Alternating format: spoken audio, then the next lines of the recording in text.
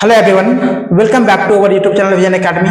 तो previous lecture में हम लोग linear equation with constant coefficient chapter को हम लोग पढ़ना शुरू किए थे कि जिसमें से हम लोग nth ऑर्डर का डिफरेंशियल इक्वेशन के बारे में हम लोग डिस्कस कर रहे थे कि हमारे पास nth ऑर्डर का डिफरेंशियल इक्वेशन क्या होता है, किस तरीके से राइट हम करते हैं। फिर कुछ हम लोग वहां पे कुछ क्वेश्चन लेके सॉल्व भी किए थे वहां पे। और आज का इस लेक्चर में आप लोगों के लिए एक नया टॉपिक होगा जो शानदार तरीके से आप लोगों को हम बताएंगे। और वो टॉपिक हमारे पास होगा method of finding complementary function. Complementary function that means CF कि हमारे पास जो डिफरेंशियल इक्वेशन दिया गया है कि कांस्टेंट कोएफिशिएंट का, उसका हम लोग सीएफ किस तरीके से हम लोग कैलकुलेट करेंगे, ये हम लोग आज का इस लेक्चर में समझेंगे। जिसमें से हम लोग कंप्लीमेंट्री फंक्शन को निकालने का चार हमारे पास यहाँ पे केस दिया गया है। उसमें से केस नंबर 1 को पहले हम लोग डिस्कस करेंगे कि केस नंबर हमारे पास 1 क्या कहता है। कि हमारे पास केस नंबर 1 हमारे पास क्या है, द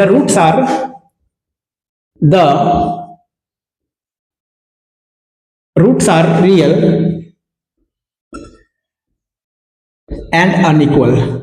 कि पहला हमारे पास ये केस पढ़ेंगे कि यदि हमारे पास जो दिया गया रूट्स हमारे पास होगा कि जो हमारे पास ऑक्सिलरी इक्वेशन से हमारे पास जो रूट्स निकलेगा, यदि वो रूट्स क्या हो, रियल हो और अनइक्वल हो, तब उसका हमारे पास जनरल सॉल्यूशन क्या होगा उसके बारे में देखेंगे। कि सपोज हम लोग करते हैं कि हमारे पास कोई ऑक्सिलरी इक्वेशन है जिसका हमारे पास m1 एंड m2, ये हमारे पास क्या है, रूट्स हमारे पास है। कि मान लेते हैं हमारे पास कि m1 and m2 be the roots of auxiliary equation. तो इस केस में जो हमारे पास जनरल सॉल्यूशन होगा, हमारे पास जो y होगा वो हमारे पास y क्या होगा कि c1 e to the power हमारे पास m1x plus c2 e to the power हमारे पास m2x होगा। तो ये हमारे पास क्या हो जाएगा, जनरल सॉल्यूशन होगा। दैट मींस इसका CF हो जाएगा, नहीं कंप्लीमेंट्री फंक्शन हो जाएगा।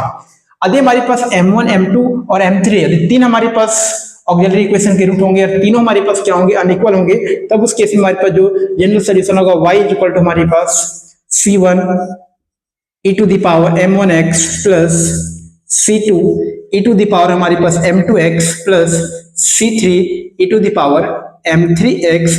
जहां पे ये जो हम लोग c1 c2 c3 ये जो लेके चल रहे सारे हमारे पास क्या आर्बिट्री कांस्टेंट है। तो यहां से हम एक सवाल लेते हैं इसी के ऊपर, उसके बाद आप लोग को और क्लियर हो गया यहां से।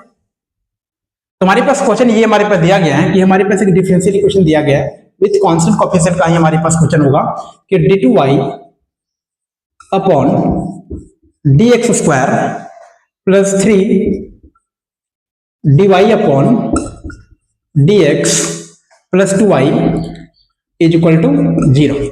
तो ये हमारे पास दिया गया क्या डिफरेंशियल इक्वेशन जिसका राइट हैंड मेंबर हमारे पास क्या है, 0 है। यानी राइट हैंड मेंबर हमारे पास राइट साइड हमारे पास क्या है, 0 है। यानी इसका जो सॉल्यूशन होगा सिर्फ हमारे पास CF के बराबर होगा। नहीं कंप्लीमेंट्री सॉल्यूशन निकालेंगे तो इस पूरे डिफरेंशियल इक्वेशन का सॉल्यूशन आसानी से हम निकाल पाएंगे। तो इसके सॉल्यूशन के ऊपर हम चलते हैं। तो सबसे पहले जो डिफरेंशियल इक्वेशन दिया गया होगा उसका क्या निकालते हैं, ऑक्सिलरी इक्वेशन निकालते हैं। कि द ऑक्सिलरी इक्वेशन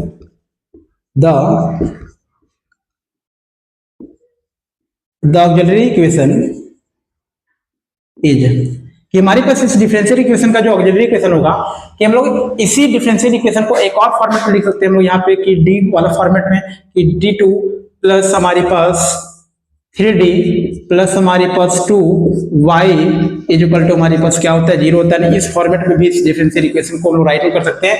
अब क्या करेंगे कि d के प्लेस पे m से रिप्लेस कर देंगे तो वो हमारे पास क्या होगा, d को m से रिप्लेस कर देंगे तो हमारे पास ऑक्सिलरी इक्वेशन कहलाएगा। तो यहां से हमारे पास क्या मिलेगा, m square plus 3m plus 2 is equal to 0। ये हमारे पास ऑक्सिलरी इक्वेशन निकल गया। अब इस ऑक्सिलरी इक्वेशन क्या निकालेंगे, रूट्स निकालेंगे। तो रूट्स यहाँ पे निकालने के लिए एक हमारे पास क्या बन गया, एक क्वाड्रेटिक इक्वेशन बन गया। और इस क्वाड्रेटिक इक्वेशन को यहाँ पे सॉल्व कर लेते हैं तो हमारे पास m स्क्वायर हो गया। स्प्लिटिंग और मिडिल टर्म लगाएंगे तो आसानी से यहाँ पे हम लोग कैलकुलेट कर पाएंगे। 2m प्लस m में ब्रेक कर देंगे प्लस 2 इज इक्वल टू हमारे पास क्या हो जाएगा, 0 हो जाएगा। तो इन दोनों में से हम लोग क्या लेंगे, m कॉमन लेंगे। तो यहाँ से m प्लस 2 हम लोग को मिल जाएगा और यहाँ पे फिर हमारे पास 1 कॉमन आएगा। तो यहाँ पे हमारे पास क्या हो जाएगा, m plus 2 is equal to 0 हो जाएगा। तो फाइनली यहाँ से हम लोग देख सकते हैं हमारे पास कि एक तो हमारे पास m प्लस 1 हो गया और दूसरा हमारे पास क्या हो गया, m plus 2 is equal to हमारे पास क्या रह गया, 0 रह गया। तो फाइनली हम लोग यहाँ से देख सकते हैं कि इन दोनों को बराबर 0 करेंगे तो m का वैल्यू हमारे पास क्या निकल जाए, एक तो हमारे पास -1 निकल जाएगा और एक हमारे पास m का वैल्यू क्या निकल जाएगा, -2 निकल जाएगा। यानी कि हमारे पास जो दो रूट्स निकला, ये दो रूट्स कैसे हैं, दोनों रूट्स हमारे पास रियल है। रियल तो हमारे पास -1 और -2 हमारे पास दोनों रियल है। और साथ में बात करेंगे हमारे पास अनइक्वल यानी -1 एंड -2 दोनों क्या अनइक्वल है। तो इस केस में हम लोग बोल सकते हैं कि the general equation, the general solution, the general solution is, कि जो हमारे पास यहाँ पे जनरल सोल्यूशन जो हमारे पास होगा वो जनरल सोल्यूशन क्या होगा देख लेते हैं कि y इक्वल टू हमारे पास देखेंगे कि हमारे पास क्या था कि c1 e to the power m1x हमारे पास, यानी कि c1 e to the power m1 इसको मानते हैं यानी कि माइनस हमारे पास 1x होगा, यानी माइनस हमारे पास x हो जाएगा, और प्लस हमारे पास क्या हो जाएगा c2 e to the power m2x, और m2 हमारे पास -2 हो जाएगा, यानी c2 e to the power minus का हमारे पास क्या हो जाएगा 2x हो जाएगा। तो फाइनली बोल सकते हैं कि हमारे को जो डिफरेंशियल इक्वेशन दिया गया है, इस डिफरेंशियल इक्वेशन का क्या हो गया, ये हमारे पास जनरल सॉल्यूशन हो गया। बस यहीं तक हम लोग करना कि जब हमारे पास राइट हैंड मेंबर 0 होगा। अब नेक्स्ट हमारे पास दूसरा केस हम लोग लेके चलते हैं। ये तो हमारे पास केस नंबर 1 की बात हो गया कि जब हमारे पास रूट्स क्या हो, रियल हो, और साथ में हमारे पास क्या हो, अनइक्वल हो, तब इस तरीके से ये हम लोग काम करेंगे। अब केस नंबर 2 को हम लोग ऊपर डिस्कस करते हैं कि केस नंबर 2 हमारे पास क्या होगा, कि केस नंबर हमारे पास 2। अब केस नंबर 2 क्या कहता है हमारे पास, कि यदि हमारे पास कि जो ऑक्सिलरी इक्वेशन है उस ऑक्सिलरी इक्वेशन का जो यदि रूट्स हमारे पास क्या होगा, रियल तो होगा, और रियल के साथ हमारे पास क्या होगा, इक्वल होगा, यानी बोल सकते हैं कि द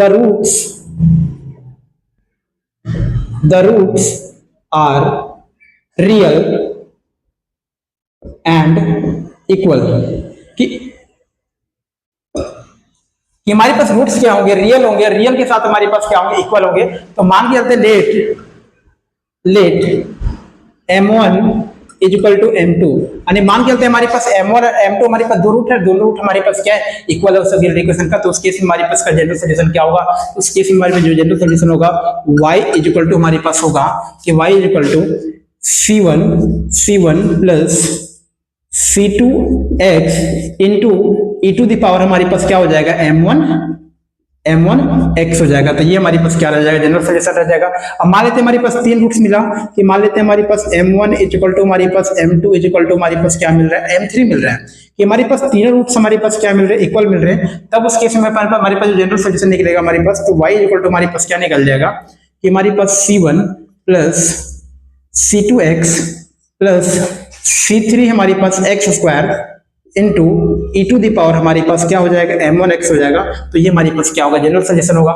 इसी तरीके से मान लेते हैं हमारे पास कि हमारे पास m1 इज इक्वल टू हमारे पास m2 is equal to m3 is equal to dot हमारे पास क्या होंगे, mn, कि जितने भी हमारे पास रूट्स होंगे सारे रूट्स इक्वल होंगे। तो उस केस में जो हमारे पास जनरल सॉल्यूशन लिखेंगे तो वो जनरल सॉल्यूशन क्या होगा, y इज इक्वल टू हमारे पास यहाँ पे क्या होगा, c1 प्लस हमारे पास क्या हो जाएगा, c2x हो जाएगा, प्लस हमारे पास देखेंगे यहाँ पे c3 हमारे पास x स्क्वायर हो जाएगा, प्लस हमारे पास डॉट डॉट हमारे पास यहाँ पे कि हमारे पास cn यहाँ पे होगा। तो यहाँ पे देख रहे हैं कि यहाँ पे 3 है तो यहाँ पे 2 आ रहा है, तो यहाँ पे x टू दी पावर हमारे पास क्या हो जाएगा, n-1 हो जाएगा into e to the power हमारे पास क्या हो जाएगा, m1x हो जाएगा।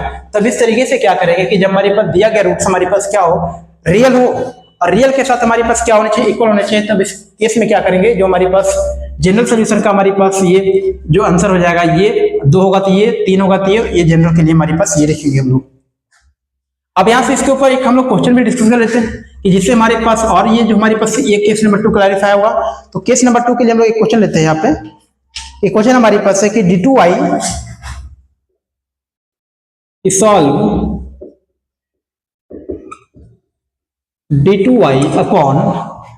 d2y upon dx square minus 6 dy upon dx plus 9y is equal to 0। तो यहाँ देख सकते हैं हमारे पास ये जो दिया गया डिफरेंशियल इक्वेशन है, दिया गया डिफरेंशियल में क्या इसका जो कॉफिशिएंट है सारे हमारे पास कांस्टेंट कॉफिशिएंट का है। और चैप्टर ही पढ़ रहे हैं हम लोग linear equation with constant coefficient, कि जितने भी कॉफिशिएंट होंगे वो सारे क्या होंगे, कांस्टेंट होंगे। तो सबसे पहले क्या करना होगा कि इसका जो ऑक्सिलरी इक्वेशन होगा, the auxiliary equation is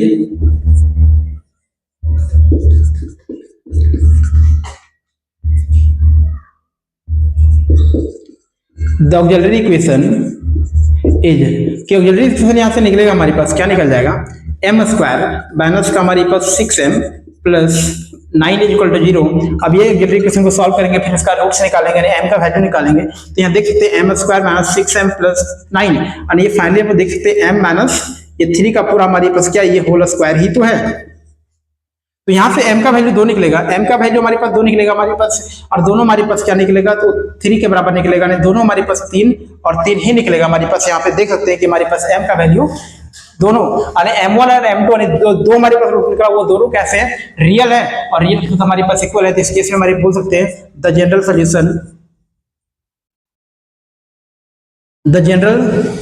solution is, ये हमारे पास जनरल सोल्यूशन हमारे पास होगा y इक्वल टू हमारे पास 2 है यानी c1 plus c2 x into e to the power हमारे पास m1 और m1 तो बराबर हमारे पास 3x के बराबर है। तो इस केस में इस तरीके से हम लोग क्या करेंगे कि हमारे पास जो दिया गया डिफरेंशियल इक्वेशन है यदि उसका रूट्स हमारे पास क्या हो, रियल हो और रियल के साथ हमारे पास इक्वल हो, तो इस केस में डायरेक्टली हम लोग ये उसका सॉल्यूशन जनरल सॉल्यूशन लिख पाएंगे।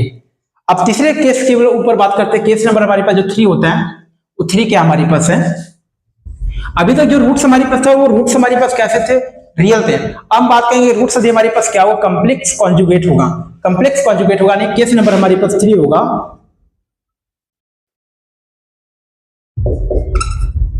केस नंबर 3 लेते हैं कि हमारे पास तीसरा नंबर हमारे पास केस ये बोला है हमारे पास थर्ड नंबर में केस नंबर 3 में हमारे पास ये बोला गया है कि हमारे पास the roots are conjugate complex, the roots कि हमारे पास रूट्स होंगे आर कॉम्प्लेक्स कॉन्जुगेट,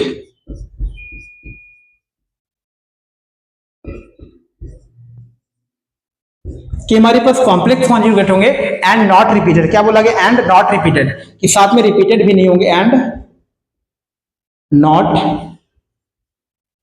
रिपीटेड।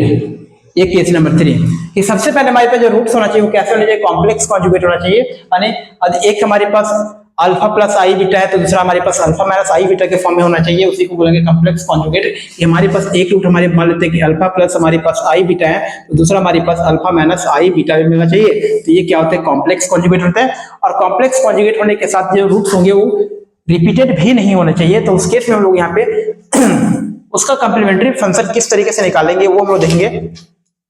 तो सबसे पहले हम बात करते हैं यहाँ पे इसका कॉम्प्लीमेंट्री फंक्शन जो CF निकलेगा, उस CF का जनरल सॉल्यूशन कैसे निकलेगा। तो मान लेते हैं हमारे लेट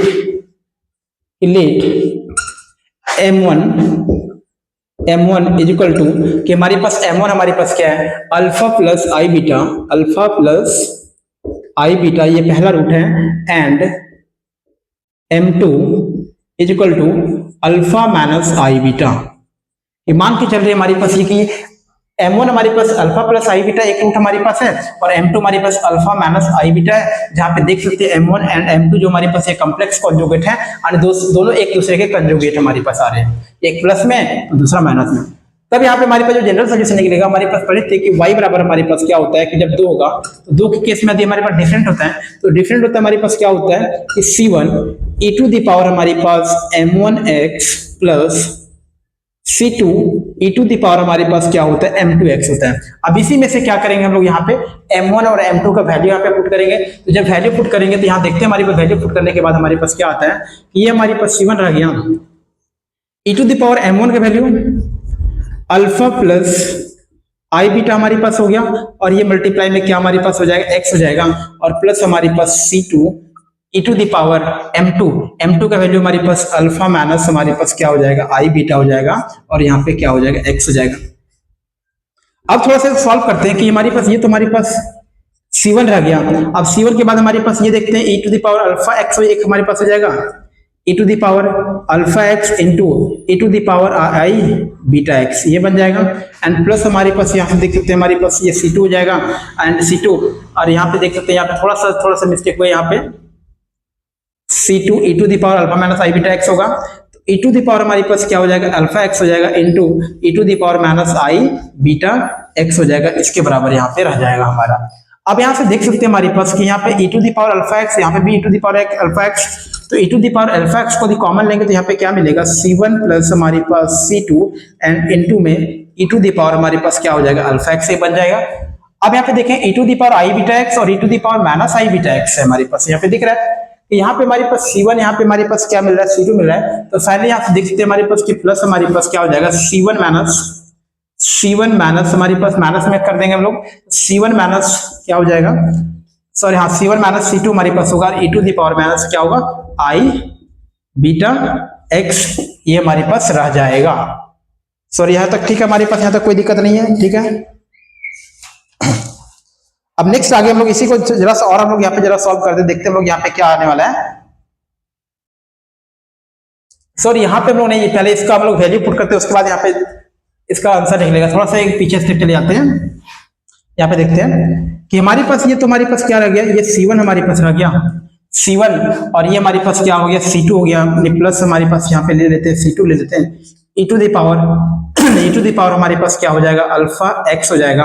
एंड यहाँ पे बचेगा कि हमारे पास यदि ये कॉमन दोनों में ले रहे तो थोड़ी यहाँ पे वैल्यू पहले पुट कर लेते हैं यहाँ पे कि एक फार्मूला एलर्स फार्मूला जानते हैं, e to the power i theta का जो फार्मूला होता है हमारे पास, ये e to the power i theta का जो फार्मूला होता है हमारे पास क्या होता है cos थीटा प्लस आई साइन थीटा के बराबर होता है। इसी का यहाँ पे हम लोग क्या करेंगे यूज कर लेंगे। तो देखते हैं हमारे पास यहाँ पे क्या मिलेगा कि ये हमारे पास C1 हो जाएगा e to the power alpha x, तो यहाँ पे क्या होगा cos थीटा आने की इनटू हमारे पास cos अल्फा x हो जाएगा। यहाँ पे क्या हो जाएगा हमारे पास cos अल्फा x हो जाएगा, प्लस हमारे पास क्या हो जाएगा प्लस में हमारे पास आई साइन अल्फा x, ये तो हमारे पास e to the power alpha x के लिए हो गया।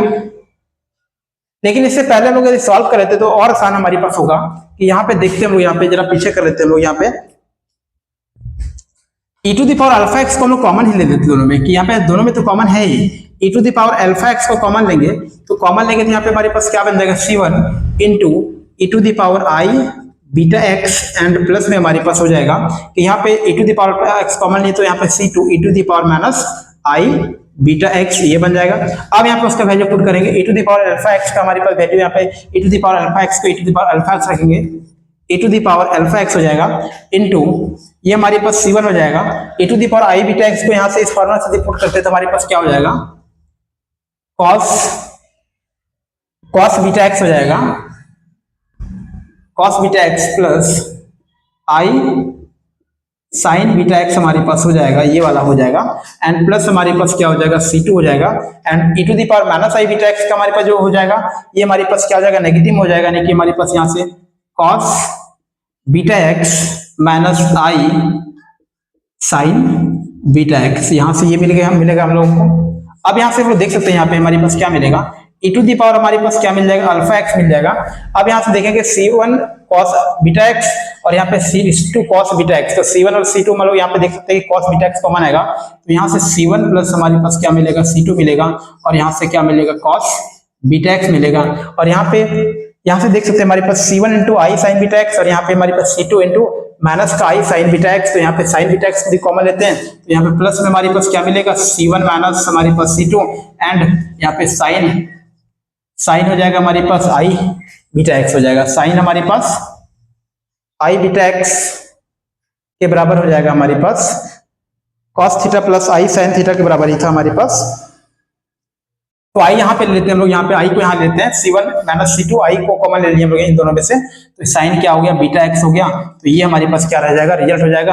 अरे C1 प्लस C2 को ए मानते हैं तो e टू द पावर हमारे पास क्या हो जाएगा अल्फा x हो जाएगा इंटू ए cos बीटा x, और प्लस हमारे पास आई बी मान लेते हैं इसको आई इंटू बीटा, और साइन ये हमारे पास क्या हो जाएगा बीटा x हो जाएगा। तो ये हमारे पास क्या रह जाएगा रिजल्ट रह जाएगा। यदि हमारे पास M1 और M2 कि दो कॉम्प्लेक्स कॉन्जुगेट दिए गए हैं तो उस केस में हमारे पास जो हमारे पास का सोल्यूशन होगा y इक्वल टू होगा e to the power alpha x a cos beta x होगा, प्लस हमारे पास b साइन बीटा x हमारे पास होगा, कि ये वाला हमारे पास होगा। इसको भी i वाले की पूरा मान लेते हैं हम लोग कि i into C1 minus C2 को हम लोग पूरा मान लेते हैं कि हमारे पास ये क्या होगा बीटा होगा, नहीं ये पूरा हम लोग पार्ट को b मान ले रहे हैं और ये पूरा पार्ट को हम लोग क्या मान लेते हैं a मान ले रहे हैं, तो इस केस में ये हमारे पास क्या होगा सोल्यूशन होगा। अब यहाँ पे एक इसी के ऊपर एक क्वेश्चन लेंगे जिसके कारण से हमारे पास ज्यादा क्लैरिफिकेशन आएगा कि किस तरीके से हमारे पास कॉम्प्लेक्स कॉन्जुगेट आता है, तो कॉम्प्लेक्स कॉन्जुगेट में किस तरीके से सॉल्व करते हैं उसके ऊपर। देख हमारे पास यहाँ पे सवाल है, यहाँ पे सवाल हमारे पास है कि d2i सॉल्व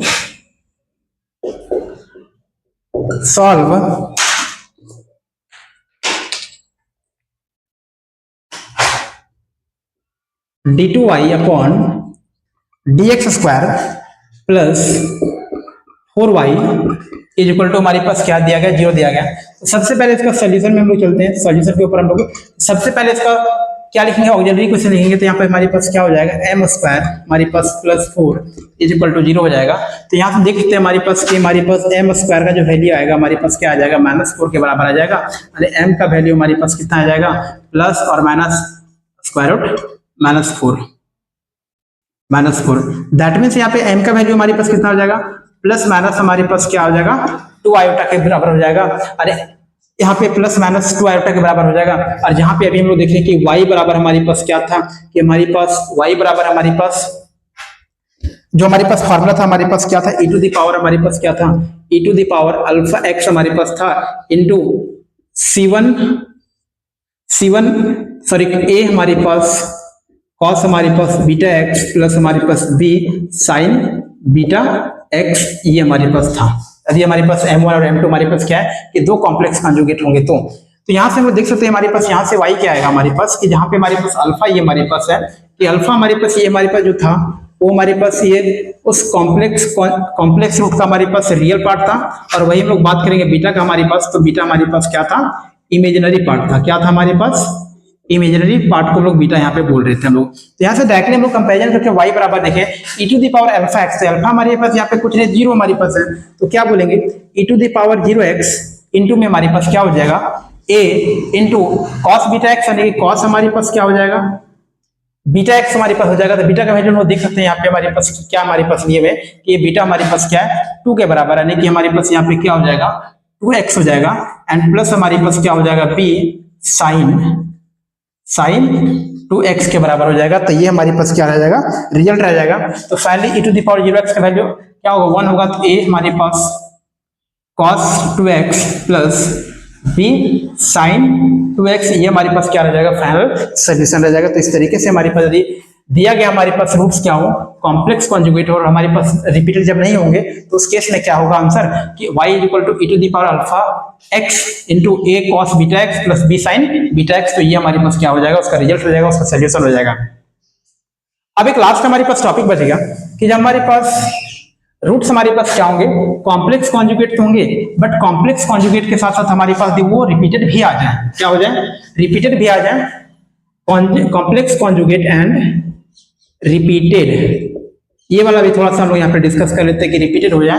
तो उस केस में हमारे पास जो हमारे पास क्या होगा कि मान लेते हैं हमारे पास कि अल्फा प्लस आई बीटा, कि जो हमारे पास अल्फा प्लस आई बीटा जो हमारे पास क्या था, कि ये हमारे पास अल्फा प्लस माइनस हमारे पास आई बीटा हमारे पास जो रूट्स हम ले लेते हैं, कि ये हमारे पास क्या हो रहा है हमारे पास कि आर टाइम्स, कि मान लेते हैं हमारे पास आर टाइम्स रिपीट कर रहा है, कि 8 टाइम्स रिपीट कर रहा है। तो उस केस में हम लोग क्या करेंगे कि जो हमारे पास कि मान लो 2 टाइम्स 3 टाइम्स 4 टाइम्स 8 टाइम्स तो रिपीट कर रहा है, कि हमारे पास ये जो कॉम्प्लेक्स कॉन्जुगेट का जो हमको रूट मिला ये 8 टाइम्स रिपीट कर रहा है। तो उस केस में हमारे पास जो जनरल सोल्यूशन होगा y होगा, सेम उस तरीके से लिखेंगे हमारे पास क्या होगा e टू द पावर हमारे पास क्या रह जाएगा अल्फा x हो जाएगा। और हमारे पास यहाँ पे उसके बाद देखेंगे हमारे पास जो हमारे पास था कि a1 प्लस हमारे पास a2 प्लस डॉट डॉट हमारे पास कहां तक जाना है आर टाइम्स है, तो हमारे पास क्या होगा ar सॉरी यहाँ पे a2 हमारे पास x प्लस हमारे पास a3 हमारे पास x square plus dot dot हम लोग कहाँ जाएंगे ar तक जाएंगे हम लोग ar x to the power हमारे पास कितना हो जाएगा कि r माइनस वन हो जाएगा। और cos alpha x sorry cos beta x हो जाएगा, अल्फा नहीं बीटा हमारे पास अल्फा यहाँ पे होता है, एंड यहाँ पे क्या हो जाएगा प्लस हमारे पास हो जाएगा प्लस हो जाएगा। अब उसके बाद हम लोग क्या लिखेंगे b1 हो जाएगा प्लस b2x हो जाएगा प्लस हमारे पास b3x हो जाएगा प्लस डॉट डॉट हम लोग कहाँ तक जाएंगे br x to the power r minus one हो जाएगा। ये हमारे पास क्या हो जाएगा साइन बीटा x हो जाएगा। तो ये हमारे पास क्या रह जाएगा कि यदि हमारे पास कॉम्प्लेक्स कॉन्जुगेट हमारे पास होंगे उसका रूट्स कॉम्प्लेक्स कॉन्जुगेट होगा और कॉम्प्लेक्स कॉन्जुगेट के साथ रिपीटेड होगा, तो उस केस में हम लोग क्या करेंगे कि जो हमारे पास जनरल सोल्यूशन होगा हमारे पास जनरल सोल्यूशन ये हमारे पास रह जाएगा। अब इसी के ऊपर एक क्वेश्चन लेंगे जिससे हमारे पास और क्लैरिफाई होगा कि किस तरीके से हमारे पास कॉन्जुगेट कॉम्प्लेक्स यानी कॉम्प्लेक्स कॉन्जुगेट के साथ हमारे पास रिपीटेड आता है, तो उस केस में हमारे पास क्या होगा उसके ऊपर एक सवाल यहाँ पे लेते हैं हम लोग यहाँ पे।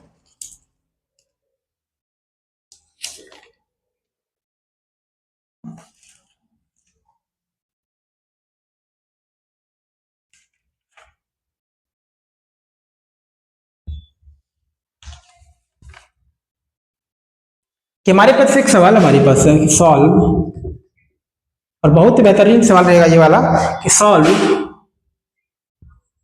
d4y upon dx to the power 4 plus हमारे पास है कि m पे power 4 y is equal to 0।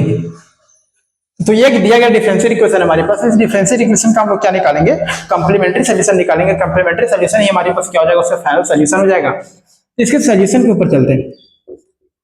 तो सबसे पहले इसका हम बात करेंगे कि जो हमारे पास ऑक्सिलरी इक्वेशन होगा, तो हम कर क्या रहे थे कि जो हमारे पास कैपिटल डी मार रहे थे, उस कैपिटल डी को हम लोग यानी ये हम लोग यदि इसको इसी को रिटर्न करेंगे तो ये रिटर्न हमारे पास होगा डी पे पावर हमारे पास 4 प्लस हमारे पास m टू दी पावर हमारे पास 4 into y is equal to 0।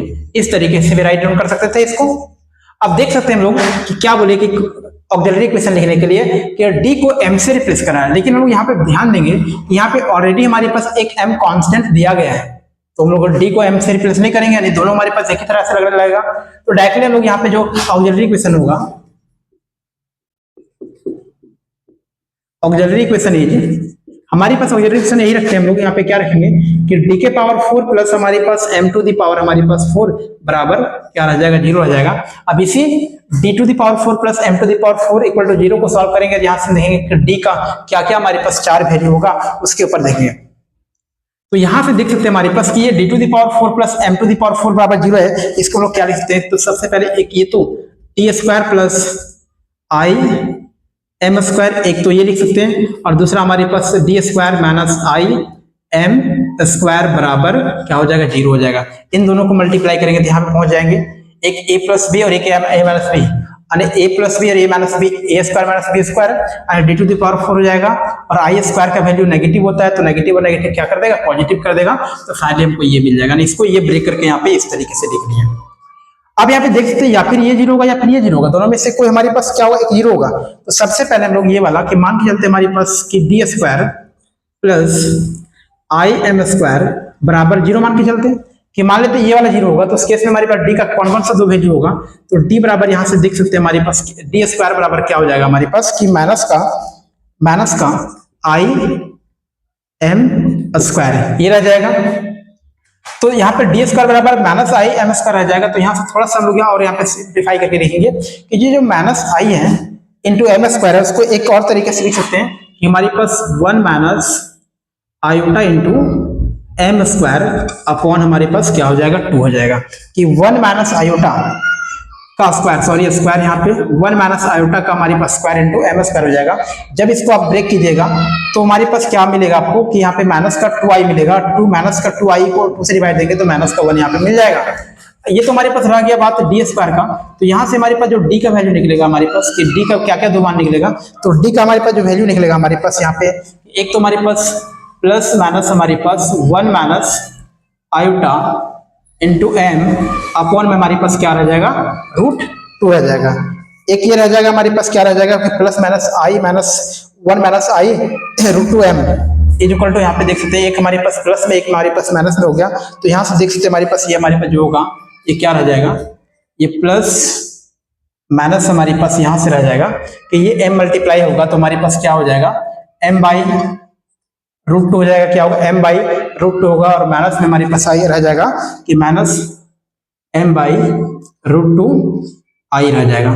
तो ये हमारे पास इसी को इस तरीके से लिखे।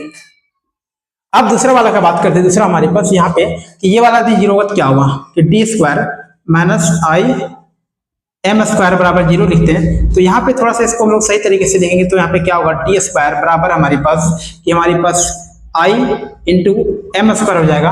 अब इस चीज को क्या लिखेंगे यहाँ पे तो हम लोग माइनस आई इंटू एम स्क्वायर को ये लिखे, तो प्लस वाले को क्या लिखेंगे, तो प्लस वाले को भी सेम यहाँ पे हम लोग क्या करेंगे 1 प्लस आई का whole square into m square upon 2 के फॉर्म में लिखेंगे कि 1 प्लस आयोटा जो हमारे पास होगा का होल स्क्वायर होगा हमारे पास आयोटा के बराबर होगा। नीचे 2 आई आएगा, 2i को 2 से डिवाइड देंगे तो यहाँ पे ये काम होगा।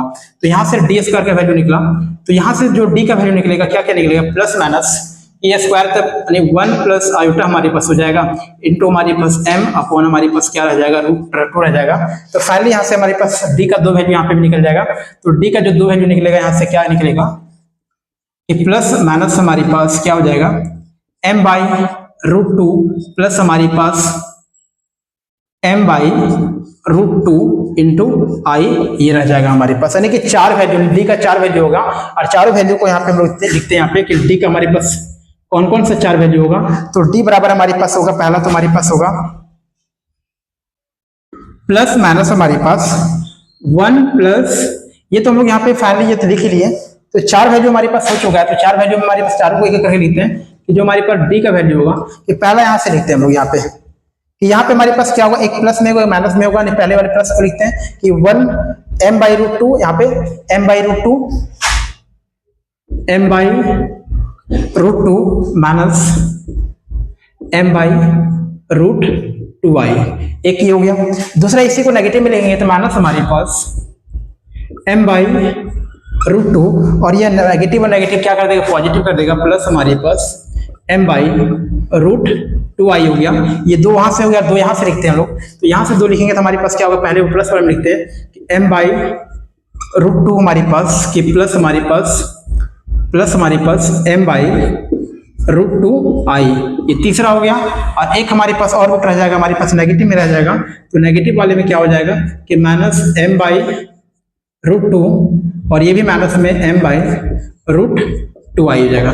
तो यहाँ से हम लोग देख सकते हैं कि हमारे पास ये डी का 4 वैल्यू यहाँ से निकल चुका है। तो मेन बेसिक आप लोग को यही काम कर रहा था यहाँ पे इस क्वेश्चन में कि डी का 4 क्या क्या वैल्यू होगा। तो ये 4 यहाँ पे जो वैल्यू लिखे हैं वही हमारे पास यहाँ पे क्या होगा, वैल्यू होगा।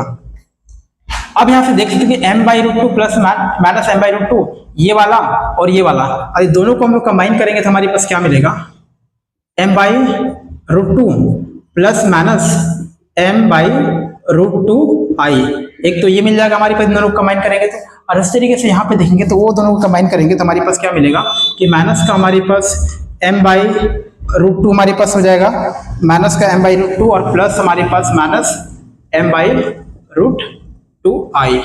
तो यहाँ देख सकते हैं हमारे पास क्या क्या है कि एक रूट्स तो हमारे पास ये कॉम्प्लेक्स कॉन्जुगेट में ये आया और एक हमारे पास कॉम्प्लेक्स कॉन्जुगेट में ये आया, लेकिन यहाँ पे देख रहे हैं कि यहाँ पे ये रिपीटेड नहीं है। तो इस केस में हमारे पास y का जो सॉल्यूशन होगा, यानी कि इसका जो सॉल्यूशन लिखा जाएगा कि y हमारे पास क्या होगा, सबसे पहले e to the power alpha x, क्या हमारे पास होता है e to the power alpha x। तो e to the power alpha जहाँ पे हमारे पास क्या होता है, रियल पार्ट होता है। तो m बाई √2 हो जाएगा हमारे पास, क्या हो जाएगा m बाई √2 x हो जाएगा। उसके बाद यहाँ पे a cos बीटा x, तो हमारे पास a हो जाएगा, cos हमारे पास बीटा का वैल्यू m बाई √2 ही दिया गया है। तो m बाई √2 हमारे पास x प्लस c1 c2 से रिप्रेजेंट करते हैं, ये हमारे पास c1 मान लेते हैं, यहाँ पे हमारे पास क्या होता है c2 मान लेते हैं, यहाँ पे हमारे पास क्या हो जाएगा साइन m बाई √2x।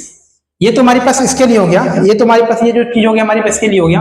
अब इसके लिए हमारे पास प्लस क्या होगा, e to the power minus में e to the power minus m by √2x हो जाएगा। और फाइनली इसके अंदर हमारे पास हो जाएगा कि c2 तक हो गया था, c3 हमारे पास cos बीटा का वैल्यू यहाँ पे भी सेम हमारे पास है, cos m बाई हमारे पास √2 हमारे पास क्या हो जाएगा x हो जाएगा। और प्लस हमारे पास क्या रह जाएगा कि c4 हमारे पास साइन m बाई √2x। तो ये हमारे पास क्या रह जाएगा, ये हमारे पास जनरल सॉल्यूशन रह जाएगा m बाई √2x। तो ये हमारे पास क्या हो गया, पूरा ये जो हमारे पास क्वेश्चन दिया गया था, इस क्वेश्चन का हमारे पास क्या हो गया, जनरल सॉल्यूशन हो गया। थोड़ा सा डिफिकल्ट ये था हमारे पास कि बस इसका हमारे पास क्या था, रूट्स निकालने में थोड़ा सा प्रॉब्लम क्रिएट हो रहा था, बाकी सारा आसान था। यदि इसी क्वेश्चन को हम लोग चेंज कर दे कि यदि यहाँ पे हमारे पास क्या कर दे कि d पे power 4y upon dx to the power 4 plus हमारे पास m स्क्वायर के प्लेस पे हम लोग क्या पुट कर दें, m स्क्वायर के प्लेस पे हम लोग 4 यानी कि y बराबर 0 कर दें। तो m square m to the power 4 बराबर हम लोग क्या कर दे रहे हैं, 4 कर दे रहे हैं। तो यहाँ से जो m का वैल्यू क्या निकलेगा, √2। यदि m का वैल्यू √2 है पुट कर देंगे, जहां m है वहां पे √2 पुट कर देंगे, तो इसका मतलब हमारे पास क्या निकल जाएगा, जनरल सॉल्यूशन निकल जाएगा। तो ये जो क्वेश्चन नया क्वेश्चन बना, इस क्वेश्चन का हमारे पास क्या हो गया, जनरल सॉल्यूशन जो रह जाएगा कि y equal to e to the power हमारे पास क्या रह जाएगा, e टू द पावर हमारे पास क्या रह जाएगा, x रह जाएगा। m का वैल्यू √2 पुट करेंगे तो e to the power x रह जाएगा, c1 cos x plus c2 sign हमारे पास x हो जाएगा, ये हो जाएगा, plus e to the power हमारे पास माइनस x हो जाएगा, c3 cos हमारे पास x plus c4 sine sine हमारे पास क्या हो जाएगा, एक्स हो जाएगा। जब हमारे पास क्या हो जाएगा, पूरे इस m में क्या पुट कर देंगे, √2 पुट कर देंगे, तो ये हमारे पास क्या हो जाएगा, इसका जनरल सोल्यूशन निकल जाएगा। तो ये एक और क्वेश्चन हमारे बन गया, इस क्वेश्चन का भी सोल्यूशन यहाँ पे ये निकल जाएगा। So thank you. हम उम्मीद करते हैं कि आप लोगों को अभी यहाँ तक बताएं वहां तक पूरा आप लोगों को क्लियर हुआ होगा। केस नंबर 4 तक में, यानी एक केस नंबर हमारे पास क्या था, 4 था। नेक्स्ट आने वाला वीडियो में जो हमारा टॉपिक होगा कि जब हमारे पास ये हमारे पास क्या होगा कि राइट हैंड मेंबर हमारे पास जीरो ना होगा, तो उस केस में हम लोग उसका पार्टिकुलर इंटीग्रल कैसे निकालेंगे, और पार्टिकुलर इंटीग्रल निकालना मेन वहां पे सीखेंगे। और पार्टिकुलर इंटीग्रल निकालने के बाद हम लोग क्या करेंगे, पूरे जो डिफरेंशियल इक्वेशन दिया गया है जिसका राइट हैंड मेंबर हमारे पास जीरो नहीं होगा, उसका भी हम लोग क्या कर पाएंगे, सॉल्यूशन निकाल पाएंगे। So thank you.